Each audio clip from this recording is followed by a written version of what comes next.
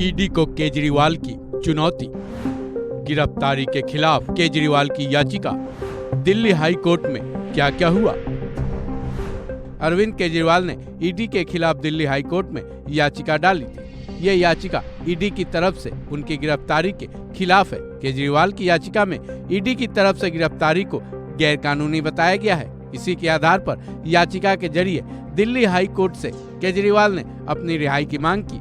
Delhi high court में अरविंद केजरीवाल की याचिका पर सुनवाई के दौरान क्या क्या हुआ, चलिए जानते हैं। दिल्ली के सीएम अरविंद केजरीवाल की ईडी के खिलाफ डाली गई याचिका पर दिल्ली हाई कोर्ट की जज जस्टिस स्वर्णकांता शर्मा ने की।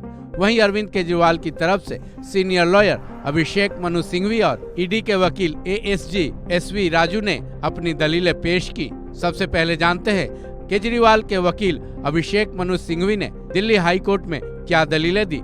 सिंघवी ने कोर्ट में कहा कि ईडी का कहना है कि उनके पास सीएम केजरीवाल के खिलाफ जब सारे सबूत थे तब ईडी ने गिरफ्तारी के लिए आचार संहिता का इंतजार क्यों करती रही। सिंघवी ने सवाल किया कि आप किस बात का इंतजार कर रहे थे। सिंघवी ने लोकसभा चुनाव का हवाला देते हुए ये भी दलील दी कि चुनाव में हिस्सा लेना एक नेता का अधिकार है, जबकि ईडी का कहना है कि उनको पूछताछ के लिए रिमांड की जरूरत है। उसके बाद सिंघवी ने दावा किया कि इसका मतलब साफ है कि ईडी के पास दिल्ली के सीएम केजरीवाल के खिलाफ कोई भी सबूत नहीं है। वहीं ईडी ये पहले ही मान चुकी है कि दिल्ली के सीएम केजरीवाल अपराध में दोषी हैं। सिंघवी ने दिल्ली हाई कोर्ट को ये भी बताया कि इस याचिका के पहले भी ईडी की रिमांड की मांग को खारिज करने की मांग की याचिका केजरीवाल की तरफ से पेश किया जा चुका है। दूसरी तरफ ईडी के वकील एएसजी एसवी राजू ने भी दिल्ली हाई कोर्ट में अपनी दलीलें पेश की। उन्होंने कहा ईडी के पास पुख्ता सबूत है कि घोटाले और धोखाधड़ी हुई है। केजरीवाल की पार्टी ने गोवा चुनाव के लिए फंड जुटाने की मकसद से दिल्ली की एक्साइज पॉलिसी में बदलाव किया था।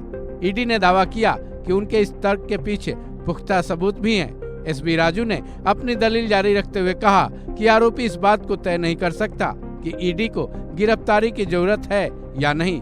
यह मुद्दा पूरी तरह से जांच अधिकारी के विवेक पर आधारित है। हालांकि एएसजी एसवी राजू की इस दलील को अरविंद केजरीवाल के एक वकील ने काटने की कोशिश की।